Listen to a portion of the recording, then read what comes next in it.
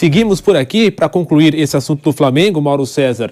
O que o Vanderlei, o Vamp e o Bruno trouxeram à mesa também é bastante interessante para a gente discutir, porque o Vitor Pereira teve alguns casos, episódios ali de mexer, né, com egos no Corinthians, e agora vai para um time, o Flamengo, que tem um elenco que é vitorioso, campeão, aquela história toda. E nós vimos na temporada passada o Dorival Júnior, de certa forma, equilibrando pratos com o elenco.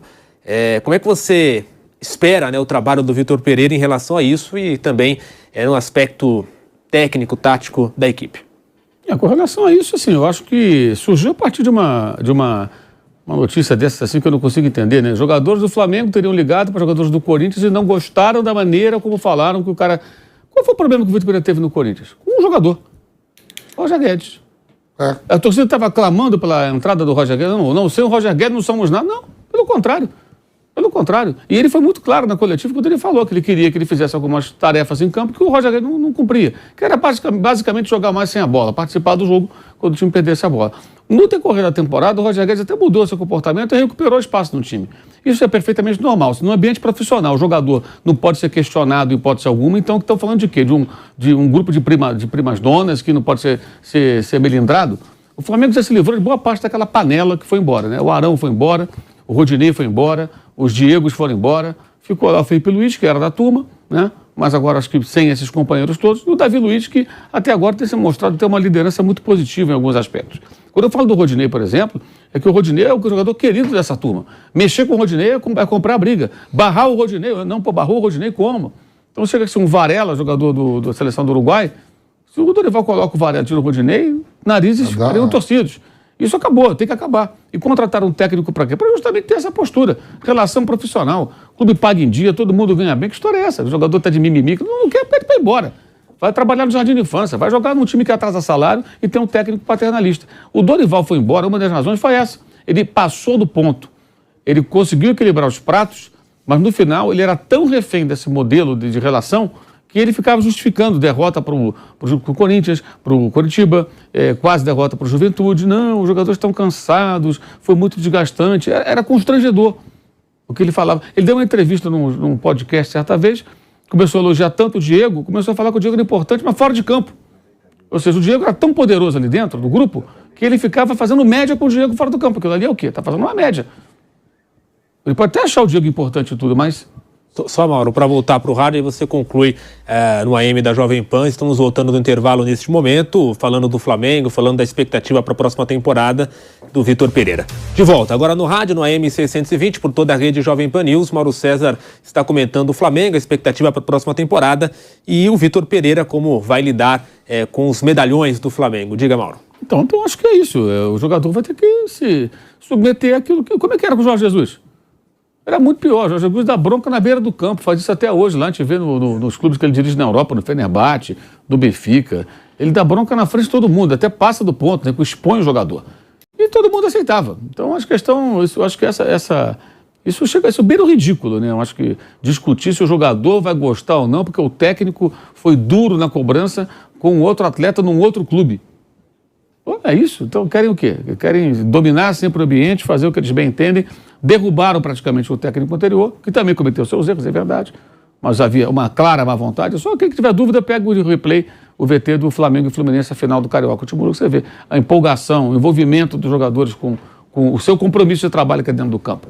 E o fim dessa panela, que foi embora, é uma oportunidade muito boa de mudar esse tipo de relação dentro do clube. Quer ser profissional ou quer ficar vivendo do futebol dos anos 80? Então traz o João Santana, que o Vampeta lembrou agora. Papai Joel. O nome já diz tudo, o apelido Papai Joel. Uma relação paternalista, o camarada, o amigo. Tiveram o Renato Portaluppi há pouco tempo, com aquelas bobagens de, não, meu DVD, até a mídia utilizada já não existe mais, né? Meu DVD e tal. Quem tem DVD? Ninguém mais usa DVD. A visão, assim, é tudo tão antigo que até a referência é antiga. Não se moderniza, entendeu? Então fica nisso. Então, é isso que querem, né? O Dorival, ele foi bem por um determinado momento, ele cai e ele se mostra meio refém dessa situação, que eu acho que foi o grande erro dele. Não tinha nenhum problema, por exemplo, depois de ganhar a Libertadores e perdeu para o Corinthians. Ok, aí o resultado até mais natural, então dois grandes se confrontando. O Flamengo até não jogou mal aquele jogo, não. Aí tem o jogo do Juventude. Só não perdeu porque entrou um menino lá de 19 anos no final e fez um gol de empate. Qual o problema dele chegar na coletiva e falar, jogamos muito mal. O Juventude é um time desmobilizado, que já está na segunda divisão, jogadores que já foram embora, o Celso Roth estava em casa de pijama lá, vendo lá o joguinho dele na televisão, de repente vestiu o fardamento, foi para a beira do campo para tentar começar um trabalho para o ano que vem. Ou seja, é um time já pensando no ano que vem, e nós quase perdemos aqui. Não pode, o Flamengo é o campeão da América, é o campeão da Copa do Brasil, não pode, a gente vai ter que rever isso aqui e tal. Não, ele ficou ali botando panos quentes. Aí veio o jogo do Avaí, perdeu para o Avaí em casa. Vergonhoso. Aí não teve coletiva, né? Do Dorival, que nesse dia só falaram os dois Diegos, que teve a despedida dos dois grandes jogadores da história do clube, né? E aí o Dorival não falou, a torcida ficou sem saber o que ele ia... Alguém tem dúvida de que ele poderia minimizar de novo? Ele já tinha minimizado contra o Juventude, acho que ali ele se queimou de vez. Então, quando vão buscar o Vitor Pereira, para o quê? Estabelecer uma relação de cobrança profissional, como tem no Palmeiras. Ora, bolas, por exemplo, vamos lá, todo mundo elogia o técnico do Palmeiras. A cobrança não existe ali? Não é profissional? Então por que o Flamengo tem que ser o mimimi da panelinha que não gosta? Por que isso? Qual a explicação? Tem que viver sempre do tempo dos anos 90 lá, desses treinadores que eu citei. Tem que mudar. O erro do Flamengo é que o Flamengo terceiriza o departamento de futebol. Eu acho que os dirigentes, aqueles dois que apareceram, o presidente, deveriam participar de uma outra forma, com cobrança profissional. Paga em dia, cumpre as obrigações e cobrança profissional. Todo profissional tem que ser cobrado, se não está cumprindo, cobrança profissional, qualquer um. Pode ser engenheiro, médico, jornalista, motorista de ônibus, gari, padeiro, pizzaiolo, não importa, garçom. Você tem que fazer bem o seu trabalho. E a relação é essa. Quando houve esse episódio do Vitor Pereira com o Roger Guedes, eu não me lembro das pessoas defendendo o Roger Guedes. Eu vi as pessoas concordando com o técnico. Sim. Defenderam a maioria, todo mundo, porque ele demonstrava ter razão. Ah, mas ele expôs o jogador. Pô, perguntaram para ele, vai fazer o quê? O que nós queremos, jornalistas? Queremos ser enrolados ou queremos que o cara fale aquilo de fato que... E quando fala para o jornalista, está falando para o torcedor. O que o torcedor quer? Que tem torcedor que gosta de ser enganado, né? Tem isso também. Tem torcedor que fica com raiva quando publica notícias negativas sobre o clube. Eles preferem que aquilo fique escondido e tal, ele quer ser iludido. Fica com raiva do jornalista que publica a informação. Olha, esse clube está com esse problema financeiro, ou não pagou não sei o quê. Aí o cara fica com raiva do jornalista, quando na verdade deveria agradecer, porque ele está tentando colocar a realidade do clube pelo qual ele torce, para que ele saiba o que está se passando. Agora, em geral, o que a gente quer? Eu acho ótimo que os técnicos sejam diretos. Eu gosto dessa pegada desses portugueses que eles vêm para cá e falam, todos eles, Jesus, Abel Ferreira, Paulo Souza, o Vitor Pereira e outros. Eles falam... Castro o Castro a mesma coisa, fala o que ele acha. O Castro falou na entrevista sobre o Patrick de Paula. Houve momentos que ele falou, só faltou ele falar, olha, só faltou ele falar isso, joguei a toalha. Por quê? Porque o jogador não está me entregando o que eu preciso, o que o time precisa. Né? Tipo, já conversei, já orientei, já treinei, já falei, não adiantou. O maior investimento do Botafogo pro ano. Ele comentou a Copa do Mundo pelo Sport TV lá no programa que ele ia lá. Pô, o cara é muito direto, sensato pra caramba, ele. O Castro. Então, e todos eles são assim, em geral, né? Todos é força de expressão, mas a maioria, pelo menos, é assim. Talvez um ou outro tenha um temperamento um pouco mais suave, digamos assim. E eles não estão errados, isso é cobrança profissional, gente. Você está dando uma coletiva, falando sobre... Não está achincalhando o jogador, não está dizendo que o cara não joga nada, que ele não serve, não é isso. Agora perguntou, Roger Guedes, por que ele não joga? Por que ele é reserva? Ele falou, por isso. Ah, mas não, já falei para ele, já treinei e tal. E era verdade, é só olhar para o jogo. O Roger Guedes era um atacante de pouca participação sem a bola. Nos treinos, ele falou nos treinos. Nos treinos, inclusive, ele não é um Mbappé. Apenas isso. Ele não é um Mbappé, ele não é um jogador especial. Você fala, não, esse cara que é tão bom que, mesmo com essa deficiência, quando o time perde a bola, outros vão correr por ele, mas...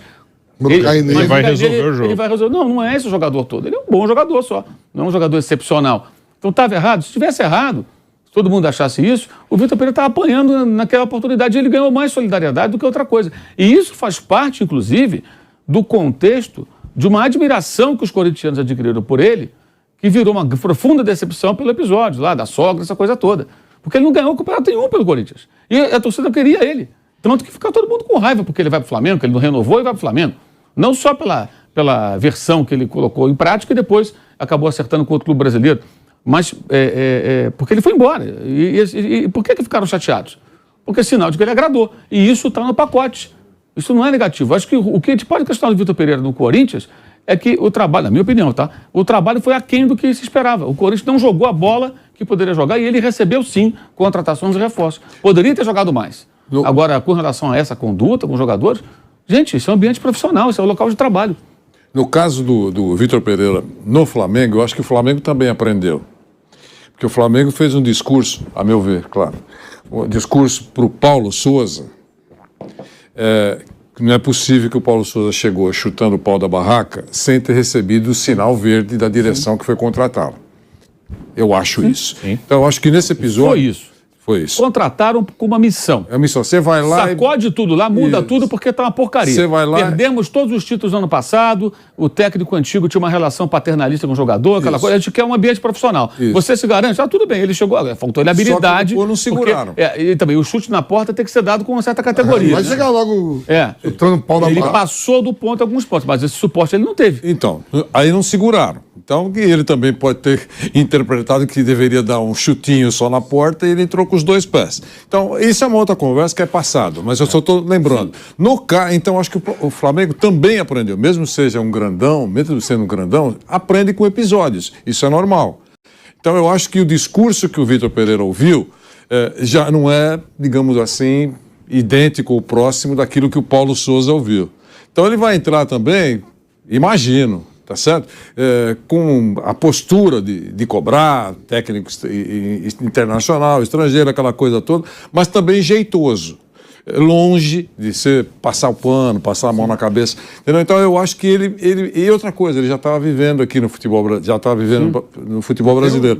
Eu acho que ele pode chegar com mais cintura. Delicadeza, né? Parece que a diretoria do Flamengo busca esse perfil, mas aí tem que ver se eles vão segurar, né? Porque eu, quando vejo o Marcos Braz, eu não conheço, mas ele me parece ser meio que um Renato Gaúcho dos dirigentes, assim. Também, assim, meio de que ele gosta de mostrar que tem uma amizade com os jogadores.